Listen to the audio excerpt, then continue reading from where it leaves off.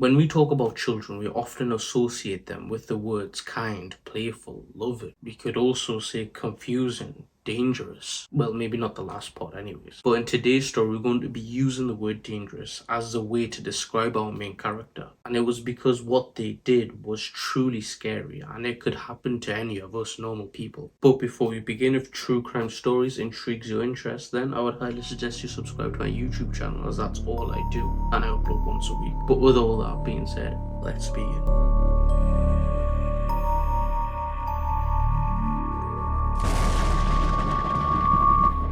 Our story starts in Pontiac, Michigan, 1986. Nathaniel Abraham would be born into this world, and right from the get-go, he would find life to be quite difficult. Months after he was born, his father would leave his mother, and this would create incredible hardships for the family, because mainly Nate was not the only child. It was him, his mother, and 5 other siblings. And of course, due to his mother quickly running out of money, she would have to go pick up a job and then another job on top of that. And this was only just to keep the family afloat. And these jobs were not easy at all. From the moment she wakes up, she would have to go to work. And then she would work both them jobs and then come back home earlier the next day. So basically, it was work from day to night for her. And because of this, she was never around the house. And so Nate's older siblings would have to step up and look after Nate. This would of course naturally make Nate sad, because again, obviously, he doesn't get to spend much time with his mother. And the little free time that he gets with his mother, she's usually exhausted in these times and she can't really do much with him. And so for him, it didn't really feel like she was in the moment with him, if that makes sense. So it didn't really count either way. This would not only make Nate a sad kid, it would also go on to make him an antisocial kid. And to be fair, this is a normal situation for kids, and it's an easy fix as well. Usually, both parents would fix it out and they would diagnose it quite early by making them more outgoing and doing other stuff.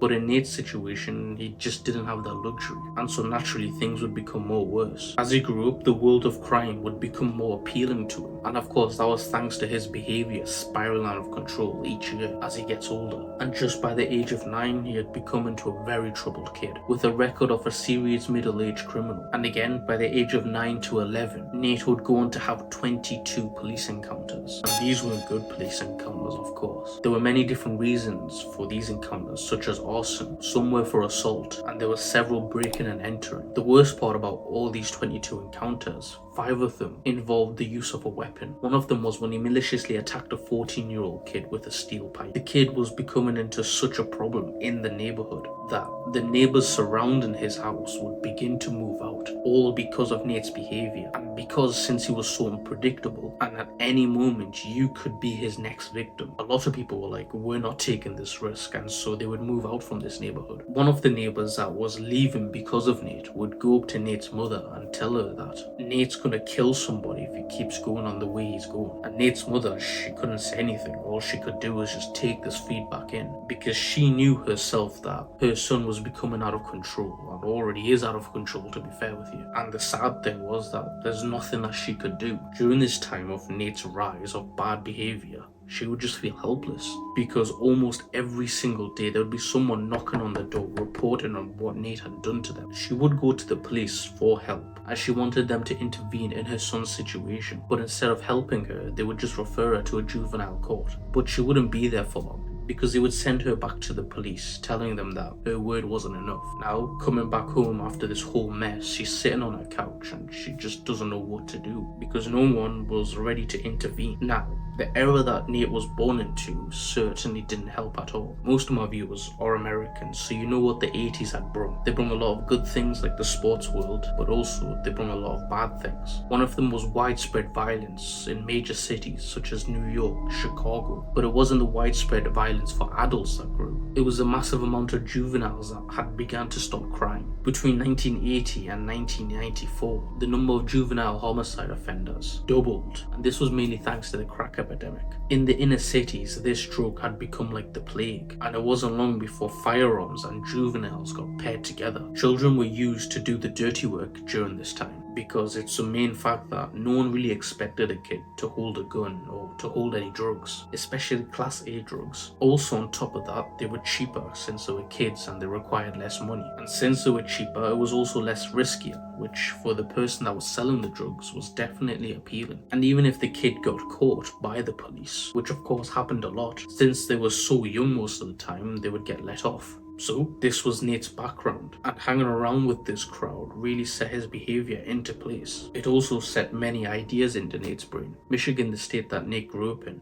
saw that the juvenile crime rate was going up too high. So them, along with many other states, would begin to start convicting kids under the age of 17 as full-grown adults if the crime was big enough. They would call this law Get Tough on Juvenile Offenders, and this was a very pivotal moment for American juveniles. October 31st, 1997, police officers would get a call on an arrest that they needed to make. So the officers who got called were quite unkeen on doing this because, well, they were so used to this and it just felt repetitive. But once the officer heard more information about what this person had did, they quickly put aside their boredom and cracked on with their job. And it wasn't long the officers were on their way towards a building that they got told that person was going to be in. Once they got in front of the building, they would get out of their car and would make their way into the building. And inside they saw loads of children in their classrooms. But they would head into one specific classroom because they knew their target was going to be there. So once they got in front of the door to the classroom, without knocking, they would open the door up and would begin to start scanning the room for their target. And to be fair, right away they would spot their target sitting at the front of the room. Once they found their target, they would walk up to him and they would go, "Nathaniel Abraham, we're putting you under arrest."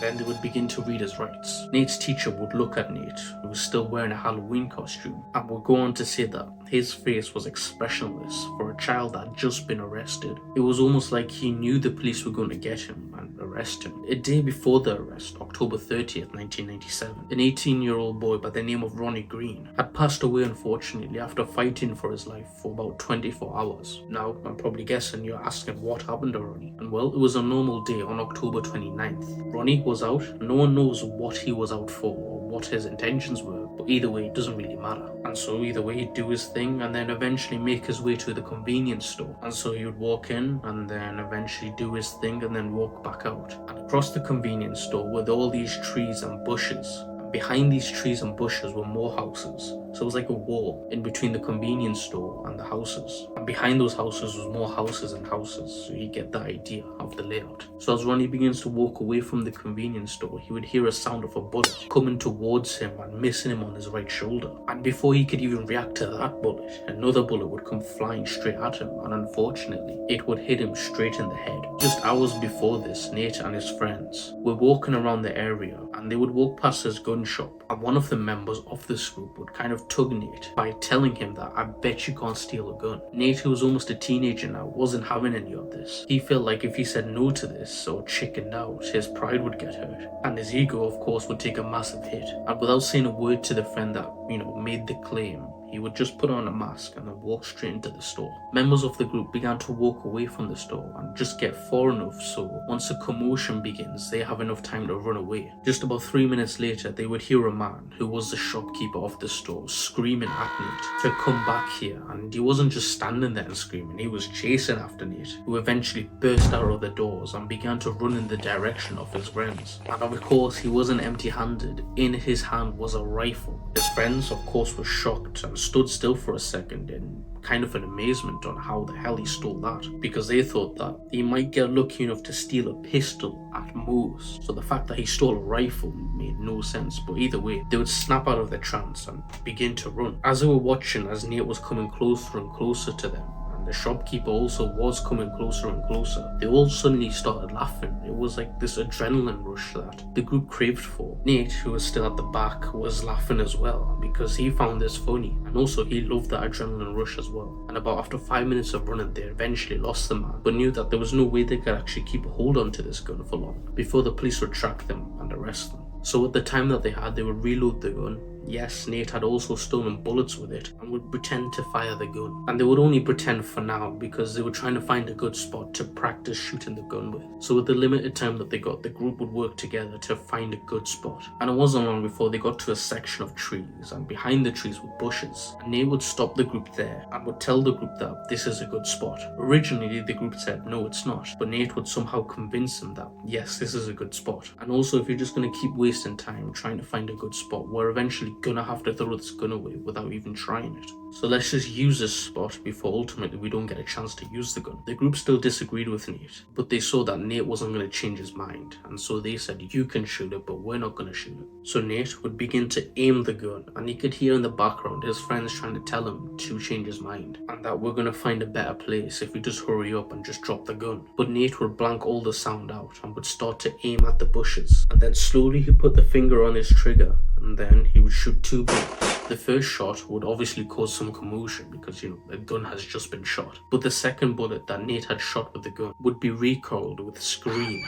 And at this point, Nate and his crew would flee the scene. And the reason why there were screams when the second bullet was shot, not because, yes, a gun had been shot. It was mainly because the 18-year-old Ronnie had been shot straight in the head. And of course, now you know the culprit was Nate. Nate would be taken to the police station and would be interrogated by investigators. He would quickly tell the investigators that he had no idea that Ronnie would be there, and he had specifically no intentions of killing anybody. And then he would go on to say that he just wanted to try out his new gun. But the investigators were not buying that Nate was only trying out his new gun. Nate would see that and would still try to convince him that, yes, this is the truth, and it was just a genuine mistake. But the investigators were not budging. They would just straight up tell him that you did this on purpose. And again, Nate was like, no way, that was definitely not on purpose. I mean, yes, it was a stupid idea that had all the percentages of going wrong and getting someone hurt, but I can assure you it was definitely not intentional. But little did Nate know the investigators had something up his sleeve that would change the whole dynamic. And the investigators would put up a chat log with Nate and his girlfriend, and while on this chat, Nate would tell his girlfriend that he really wanted to kill somebody. And on the day of Ronnie's death, Nate would tell his girlfriend that I had just killed somebody. And once Nate had seen these chat logs, he was out of ideas and was just stumped. Nate would go on to be convicted with the murder of Ronnie, and he would actually be tried as a legal adult, despite only being like 12 years old at this point, and he would get full punishment. This would actually cause a lot of conflict. A lot of people agreed that yes, he should be tried as an adult, again, because there was a new rule set in place, but there was an overwhelming amount of people that thought that this wasn't fair at all, and they were just overall against the whole decision of trying him as a full adult. The group that disagreed would go on to protest and would say that we need to protect our children. Delinquent or not, they need to be protected. This would actually play a massive part in the trial, because let's say he went on to be tried as an adult, he would spend the rest of his life in jail. But eventually, again, this case making a massive uproar and actually a split in the community, the judge would get a request from the prosecutors. And what was that request? A blended sentence, which meant Nate would be held in a juvenile facility until the age of 21. And to their shock, it would actually get accepted, and Nate would find himself in juvenile detention, where he would stay there for 8 years. So Nate would be moved to the Michigan Department for Human Services for treatment. During this time, he was actually a good kid and would get his GED, and the following year he'd get his high school diploma. And so 1 year before his release date, the state thought that they had done a good job turning this kid around and getting him acting like a normal man. So on the 18th of January 2007, after spending an almost entire decade in juvenile prison, Nate would go back into the real world, but this time as a changed man. But just a year later, on May of 2008, he would get rearrested.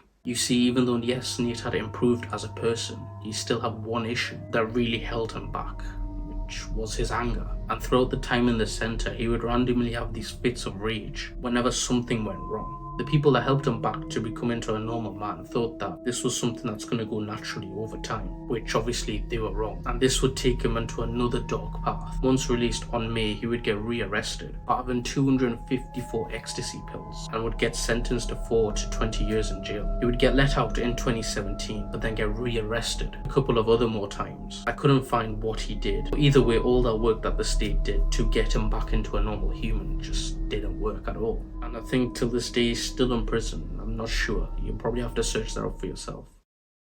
So that'll be it for today's video. If true crime stories intrigues your interest, then I would highly suggest you subscribe to my YouTube channel, as that's all I do and I upload once a week. But with all that being said, I thank you for watching, and yeah, goodbye.